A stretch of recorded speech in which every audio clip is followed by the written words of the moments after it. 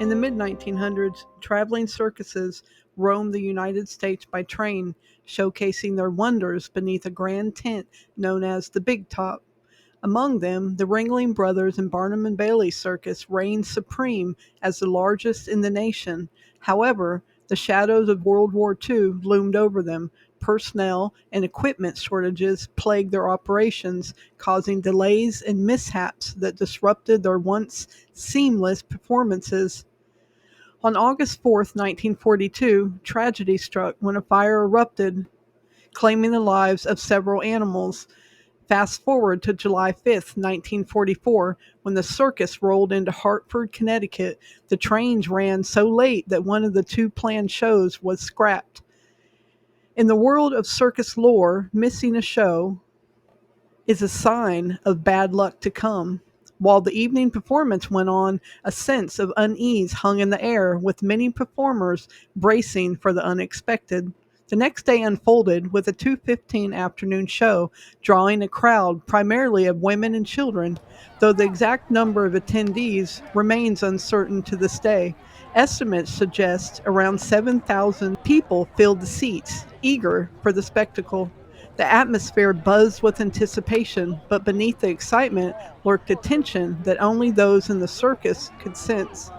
The Big Top, a massive spectacle, could hold 9,000 spectators. It stretched 200 feet wide and 450 feet long, with sidewalls rising 15 feet and a roof soaring to 48 feet. The canvas was coated with the paraffin wax and gasoline for waterproofing. It was extremely flammable. Erected on freshly mowed grass and dirt, the ground was dampened and layered with hay and wood shavings. A 25-foot oval track separated the action from the audience. Exits included a main entrance and 8 smaller ones, but during the fire, many of these exits were blocked by circus wagons and debris. The fire erupted suddenly, igniting after the Lions act on the southwest wall of the tent during the Flying Walinda's performance. Circus band leader Merle Evans was the first to notice the flames. He quickly ordered the band to play "The Stars and Stripes Forever," which was a distress signal known throughout the circus. Ringmaster Fred Bradna shouted for calm, urging the audience to exit in an orderly manner, but chaos reigned. The fire had cut the power, drowning out his voice. In the frenzy, Bradna and the ushers struggled to maintain order as the crowd surged towards the exits, frantic. They fought the flames with just water jugs scattered around the tent, desperately pulling down burning canvas. When it became clear that their efforts were in vain, they shifted their focus into evacuating and surviving the panicked masses. Inside the tent, only the big cats trained by May Cover and Joseph Walsh remained. They were ushered into chutes to their waiting cages, suffering only minor burns. Most spectators managed to escape, yet many were trapped in hysteria. Witnesses described scenes of confusion as some ran in circles, searching for loved ones instead of fleeing. Others dashed back into the inferno, desperate to find family. A few clung to their seats, believing the fire would quickly be extinguished. Blocked exits made escape even more treacherous, trapping many in the chaos. At just 11 years old, Maureen Prekian lived on the same road as the circus. On that fateful day, she planned to go with a neighbor and her daughter, but when she had arrived, they had already left without her. Alone, she decided to go to the circus anyways. She found a spot in the bleachers, but then chaos erupted. A voice screamed. Suddenly, a massive fireball erupted at the top of the tent. It grew larger, consuming everything in its path. Desperation took hold. A man began tossing children over the cages, desperately trying to save them. Sitting 3/4 of the way up, Maureen knew she had to act. She leaped down into the straw below. A young boy with a pocket knife cut through the tent, pulling her to safety. In that frantic moment, Maureen didn't think twice. She grabbed another little girl's arm and pulled her out as well. Frida Pushnik, known as the Armless and Legless Wonder, faced her own peril. A minstrel performer dashed onto the stage, snatched her chair, and carried her to safety, ensuring her escape. Frida continued to perform with the circus until 1955. The tent, coated in paraffin wax for waterproofing, became a raging inferno as flames leaped wildly, fueled by the wind. It shielded against rain but turned into a death trap, catching fire with a terrifying speed. As the paraffin melted, droplets of burning wax rained down, searing many who were trapped inside. Eyewitnesses reported the tent collapsed in a mere 8 minutes, burying hundreds under its fiery remains. A haunting image emerged in the aftermath: a sorrowful Emmett Kelly, the clown, clutching a water bucket. This moment transformed into a grim symbol, leading to the event being remembered as the day the clowns cried. The tragedy was devastating. Many perished in the flames, while others fell victim to the chaos that ensued. Estimates of the dead vary: 167, 168, or more, but most agree on the figure of around 168 being based on official counts that included dismembered remains. Over 700 were treated for injuries, yet many left in shock, refusing help.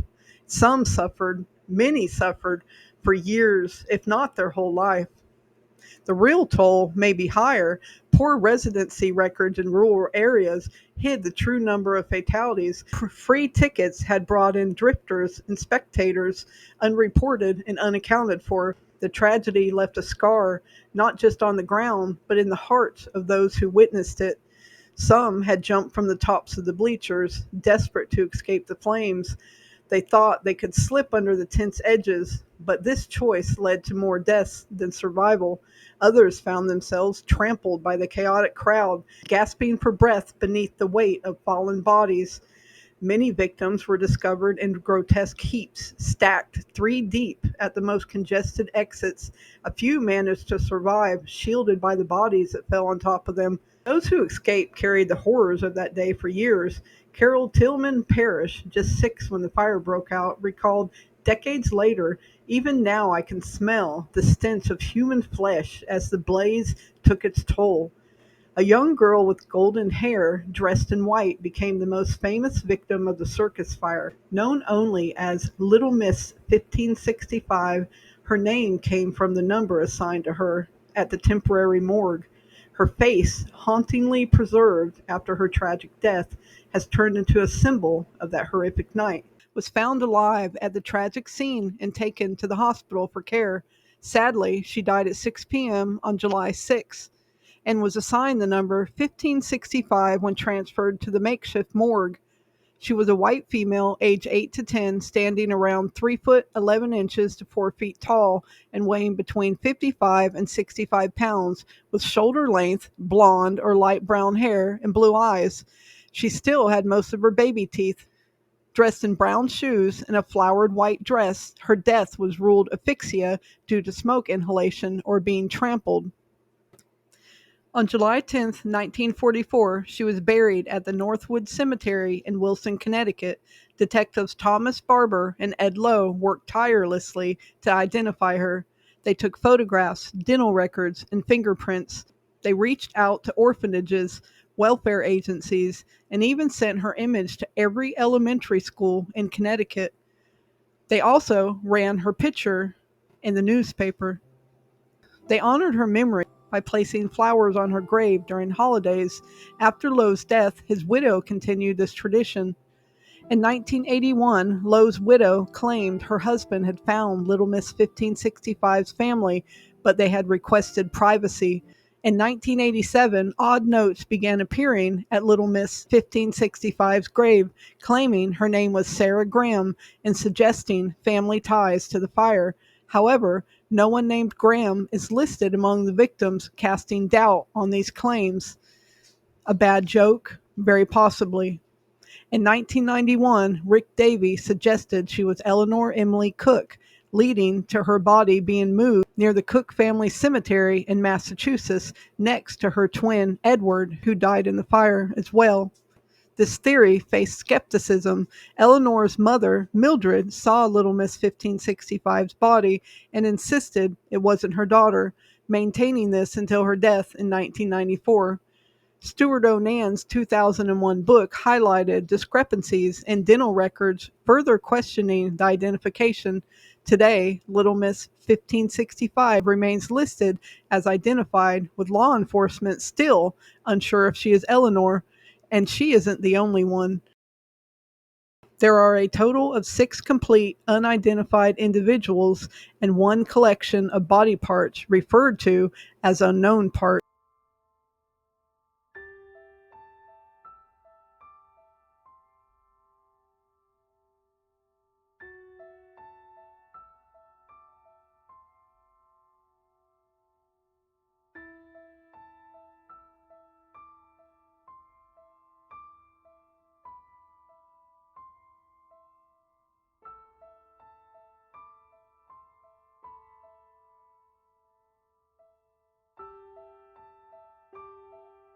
1510 is a white male child around 11.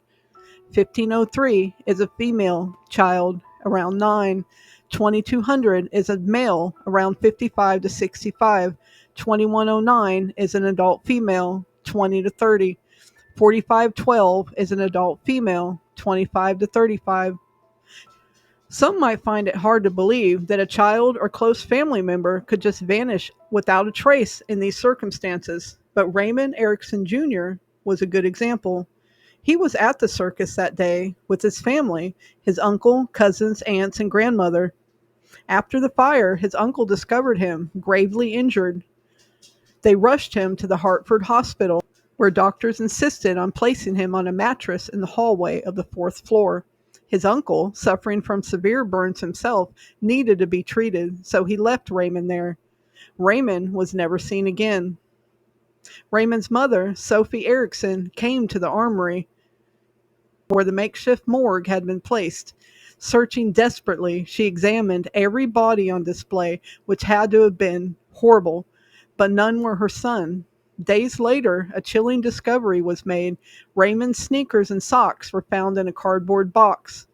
The darkness of his fate lingered, unresolved, haunting all that knew and loved him. Raymond's fate remains a mystery. The coroner, Walter Wessenborn, suspected that the boy's body had been mistaken for another child. Identification methods at the time were just basically visual, leaving a lot of room for error. In a chilling twist, Wessenborn presented a grim option to the Erickson family.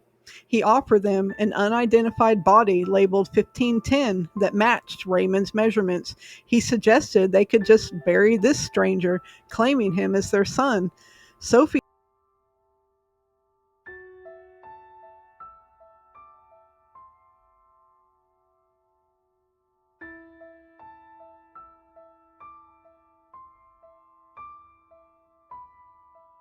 Erickson had seen 1510 at the armory. She knew this wasn't Raymond. The family, devastated, refused to accept a body that they didn't even know. Raymond was still marked as missing, but he was presumed dead after his arrival at the hospital. Another family had most likely taken his body, likely believing it to be their own lost child. So why does this matter? It matters because the theory surrounding Little Miss 1565 suggests she might be a victim who was wrongly identified. This opens the door to the terrifying possibility that any child near her age could actually be her. Eleanor Emily Cook's body might be standing in for someone else's tragic fate.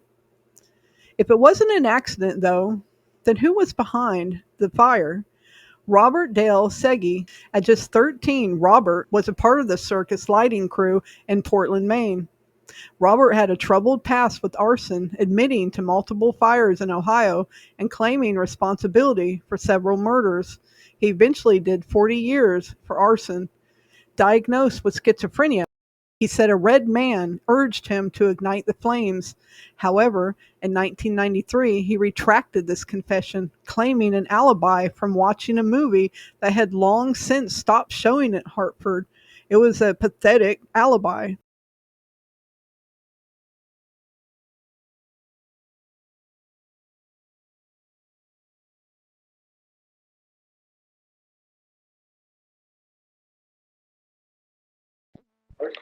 This is what we're going to do today. We'll get this. We'll get finally get your dad's story on record. I don't think it's been on record to this point.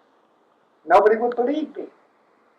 Well, we're here. For Christ's sake, I was only 13 years old back in '44. Nobody believed me. I told them and told them, but they wouldn't believe it. They had to blame somebody, so I got the blame. And I was only 13 goddamn years old when that happened. What is your date of birth? Hey, September 17, 1929. just put in the date and time on your tape verbally.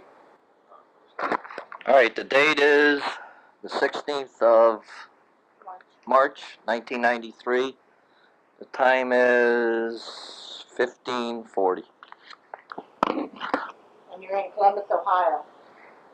Now, the only thing I got on my side was my word. So now, if you guys don't believe me, I haven't got a goddamn chance to show. Okay, what we're here for today is the truth about the Hartford Circus fire, according to the knowledge that you have. Okay, now I'm asking you to use your own judgment. Okay. Now, you know it was July 6th, 44. And that day was an extremely hot day in Hartford, Connecticut. And no one but you know what the circus people done with that big top and that. I don't think really that anybody really started that fire. It's the goddamn hot sun that started that fire. Move back a little bit. When did you join the circus?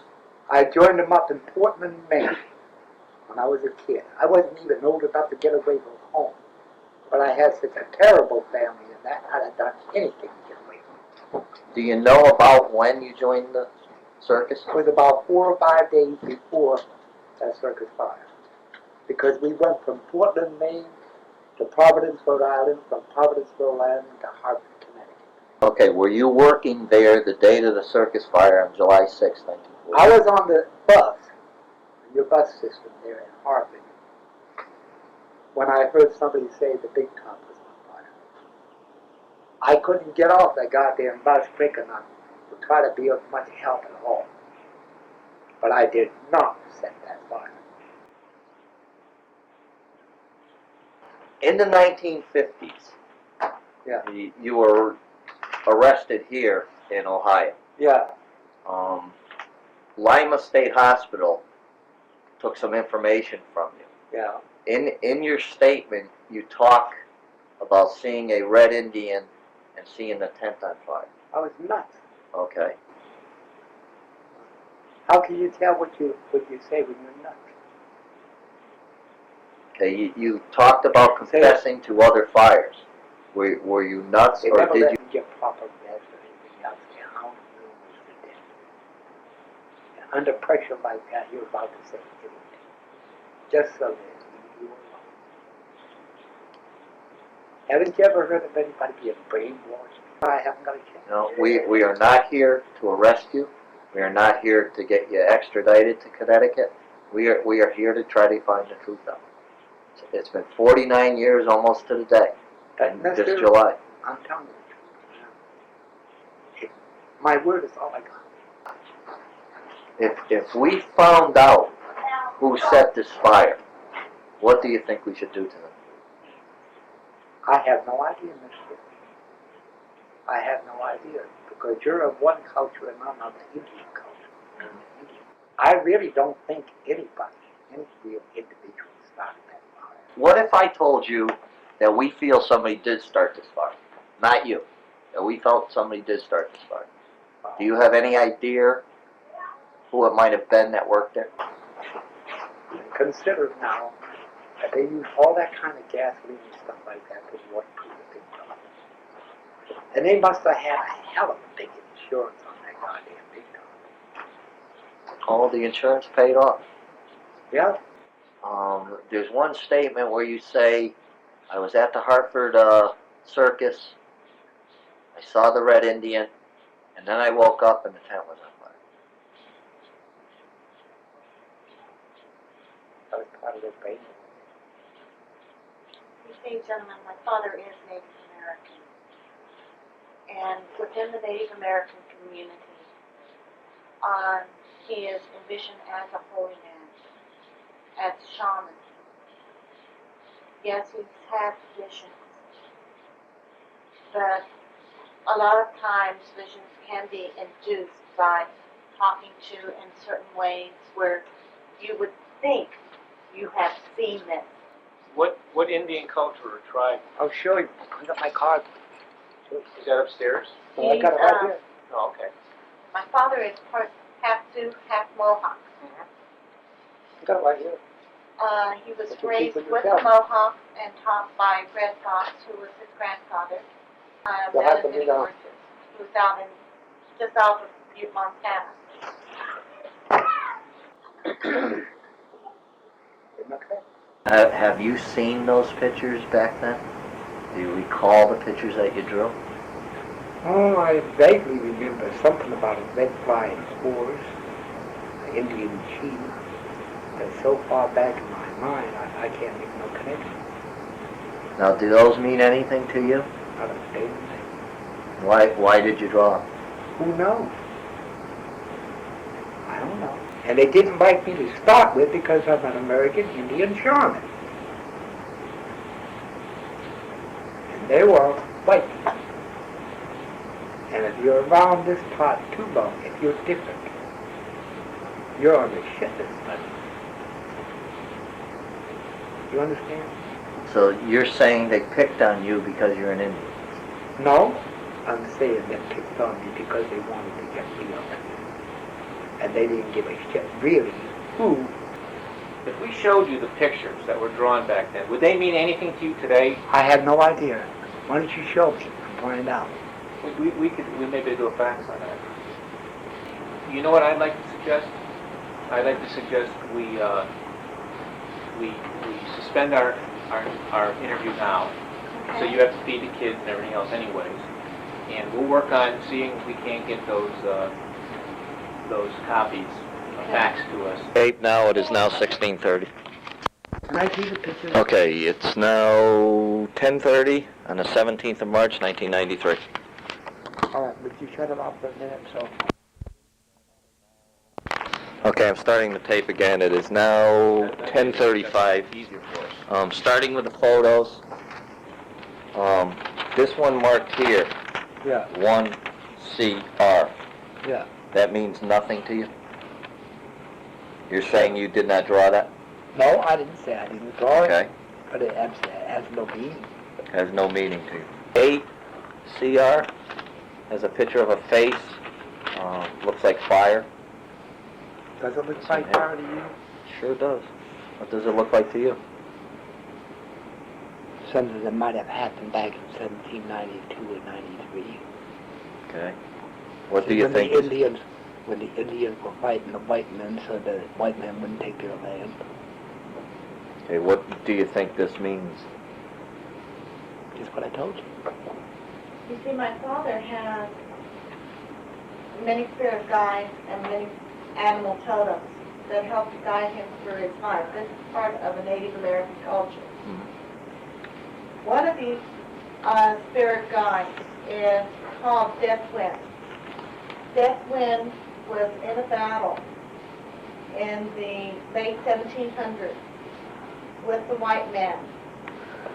And even though the Indians had won that battle, the surviving white men set fire to the plains around him, and he and his horse perished in that fire. And that may be one explanation, of the drawing. Okay. Okay, before you were talking about this one, 4P. You said this looks like the devil. Everybody has the devil in their lives. Mm-hmm. Okay. That's the Indian version of the devil. From the flying red horse. Okay, You already that's know of that. Mark 3C. Yeah.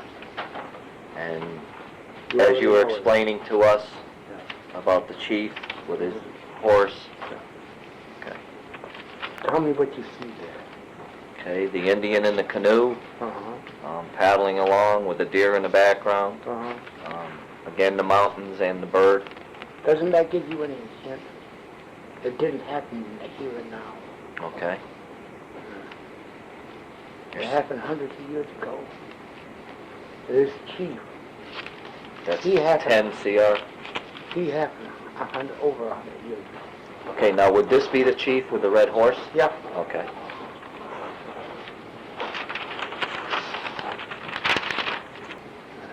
But you got to remember, I live in separate realities. Because I am a shaman. Okay. I was brought up a shaman. I was a shaman since I was, 9, 10 years old. I had a natural gift because I had a double veil on my face. That my skin was much lighter than my other people. Okay. The double veil means a double placenta, having the face at birth. Okay. And that's one of the signs that they look for in a highborn. Okay. Going back to the Hartford Circus fire. Yeah.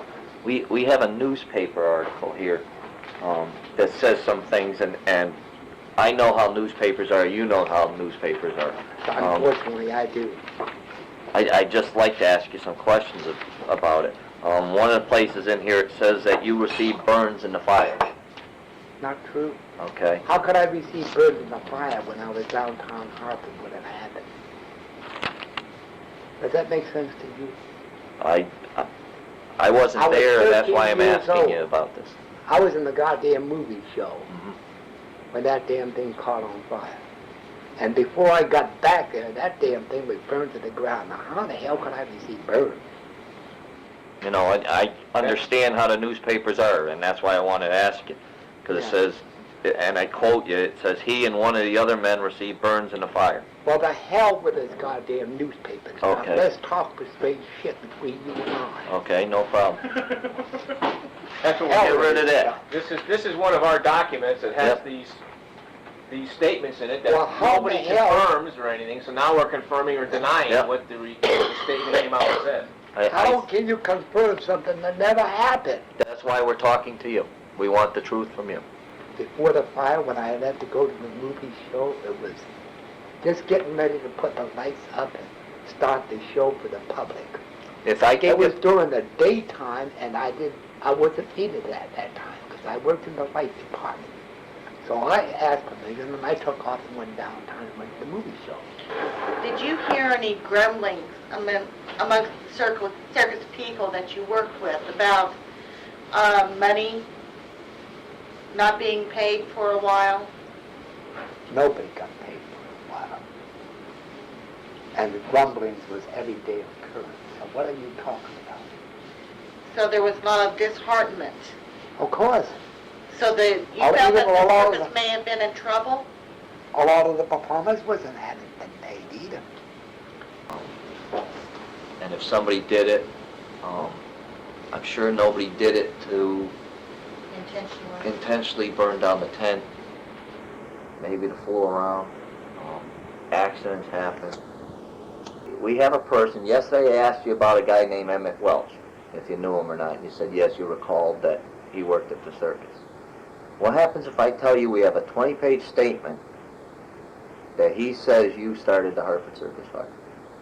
I say Emmett Welch is a goddamn liar. Okay. You told us yesterday you went to the movies, you saw 4 feathers. Yeah, 4 feathers. Okay.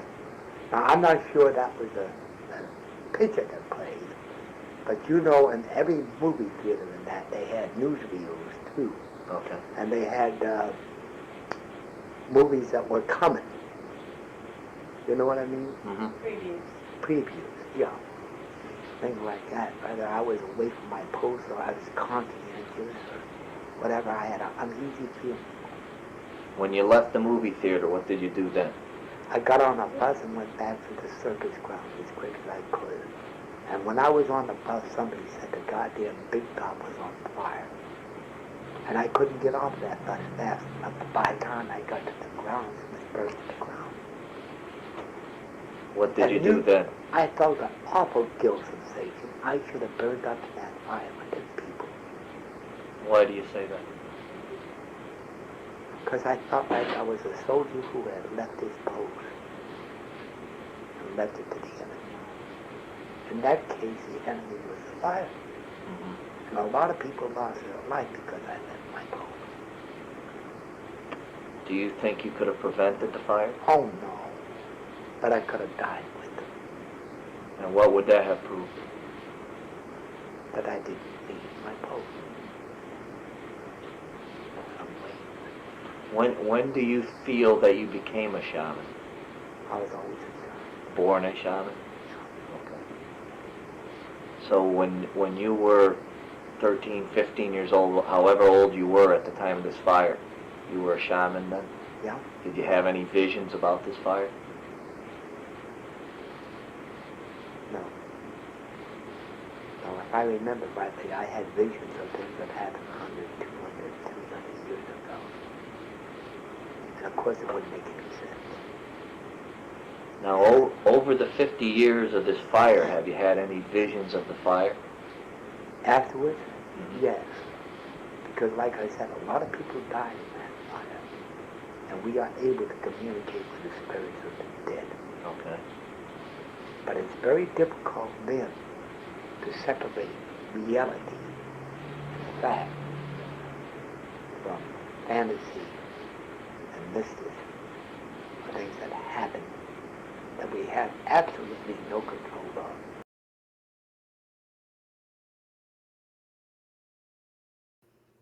When asked how the fire might have started, Robert suggested a magnifying glass and plants an oddly detailed theory. Most would mention a lighter or a match, a cigarette, but not him. Two other circus members were also acting suspiciously after the incident. Harry Larkin entered the hospital shaken but unharmed. He claimed he was an electrician and muttered phrases that hinted that he had started the fire. And Roy Tuttle, a third man, vanished after the fire. He later resurfaced at the main general hospital with severe burns. Said he passed out before entering the tent and spent the night in an open lot. The next day, he walked 200 miles back to Portland, taking a week to do so with his severe burns. The police took his statement but didn't dig any deeper.